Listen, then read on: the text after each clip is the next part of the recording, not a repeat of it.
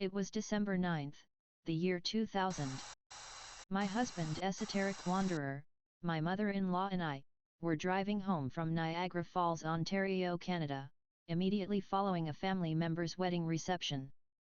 It was late at night, sometime in the very early AM, when we began driving over the Garden City Skyway which crosses the Welland Canal. I don't recall who noticed it first, but as we approached the halfway point of the Skyway, one of us yelled out to the others to look left out the driver's side of the car. Directly over the canal, off to the south-southwest, there was a sideways blue diamond light hovering a considerable distance off. I would estimate the distance to be about 2 or 3 kilometers away and maybe a half a kilometer from the ground.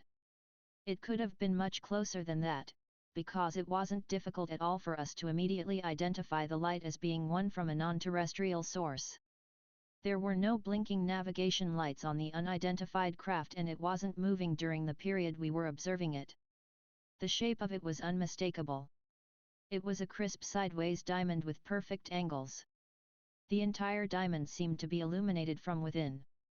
I had never previously, nor since, seen a light of that scale, that brilliant and vivid in color. It was like a massive blue Christmas ornament just floating up there.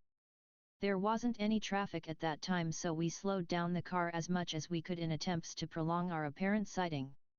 At that point in time, cell phones and digital cameras weren't very common, so needless to say, we didn't have the means in which to capture the UFO on video or to take a photo. It's a shame, because that was the best evidence we've personally observed in the sky to date. My husband has found a couple of photos on the internet that look identical to the diamond we saw. As we continued our descent on the western edge of the skyway, we were getting lower and began losing sight of the light behind buildings and trees. We weren't in a place that we could easily or quickly get to another vantage point like we had up on top of the skyway, so we reluctantly continued home, knowing there was no way to record the sighting anyway.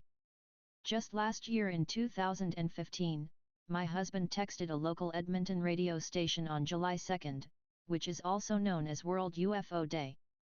They wanted to hear from listeners who had their own unexplained sightings. He either had the best story or nobody else called in, ha ha ha. The following audio clip was created by 95.7 Cruise FM.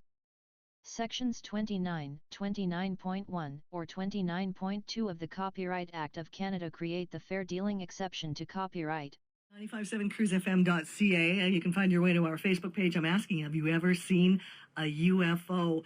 Called me up with a really eerie story. Go ahead.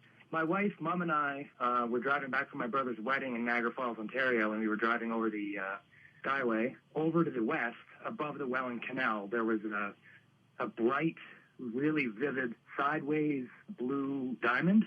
Yeah.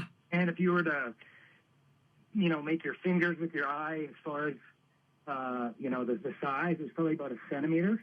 Right. In the sky. That's huge. It was just so bright. It was like somebody made like a diamond on a light bright and just turned it on in a dark room. That is freaky. Because they say that for some reason on World UFO Day today, July 2nd, there's a spike in sightings. Isn't that creepy? Thanks a lot for telling us the story. Yeah, no problem. You can text it over 957-957 or phone me up 780-989-0957. World UFO Day. Have you seen one? We hope you enjoyed our true story. Until next time, take care of yourself and your families. Love and mutual respect. Peace.